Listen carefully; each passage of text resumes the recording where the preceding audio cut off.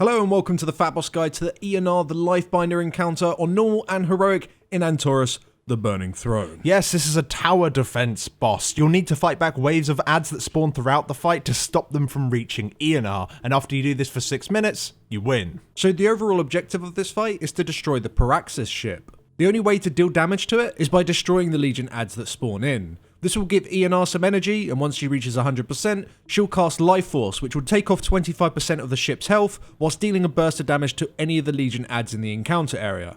So the key to the fight is to understand exactly what the adds do, where they spawn from, and what you do with each wave. So let's cover all the adds individually first.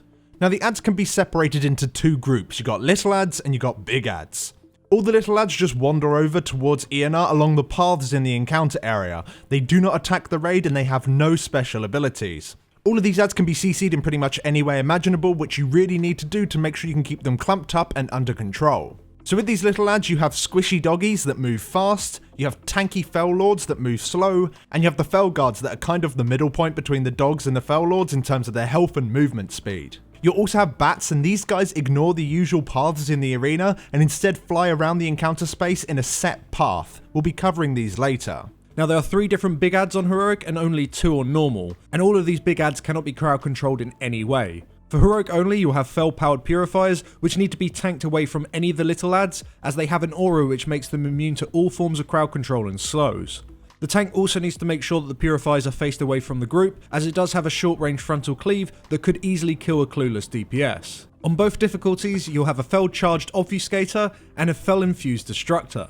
The destructors will run to a nearby location when they spawn and root themselves to the ground. The tank, however, must keep aggro on it whilst it is there, as otherwise it may slap a nearby melee DPS, and if nobody is within range of the destructor, it will simply just bombard Eonar with missiles, dealing a massive amount of damage to her. The destructor also occasionally needs to be interrupted when it casts artillery strike, as this will also deal damage to Eonar. You may want to organise an interrupt rotation just to make sure every single cast is dealt with. As for the obfuscators, they will simply just run towards Eonar, you do not need to tank them, however they do have a cloaking effect, which makes all nearby adds completely untargetable. You want to stun or slow any adds within the cloak using AoE effects so they fall behind the obfuscators so you can target them once again. Now whilst fighting all of these adds, you'll have to deal with the spells that the Paraxis sends your way.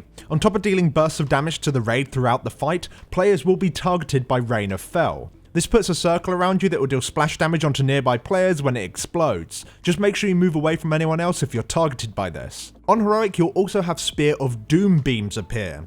These will chase a nearby player, leaving fire on the ground. Now this fire doesn't just hurt you, it also buffs the ad's movement speed when they stand in it. So if you're targeted by the beam, you want to try and kite it at the edges of whatever path you're on, as the adds generally walk down the middle of the paths. Now with all the adds out of the way, let's have a quick look at the room itself. So the arena is just 3 paths that all lead towards Eonar. You have a lower path, a middle path, and an upper path. The far end of each path serves as a spawn point for the portals in which all the adds come flooding through, aside from the bats which have their own portal spawn point that is actually just off the upper path.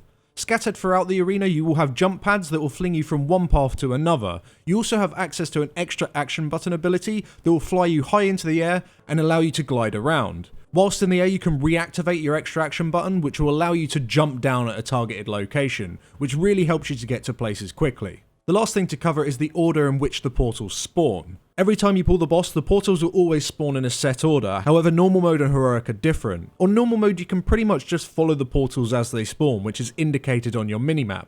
At points, you will need to split the raid into 2 even teams when 2 portals spawn at once. Normal mode is pretty relaxed. Even if you make a mistake, you can quickly make up for it, as the adds die extremely quickly. This isn't as true for heroic, as at times you'll have up to 3 portals all open simultaneously, and you'll need to move players around in a bit more of an organised way. We'll cover the heroic portal order quickly for the rest of the guide. If you want a handy chart for normal mode spawn order, then go check out our written guide over on Wowhead. Link for that is in the description.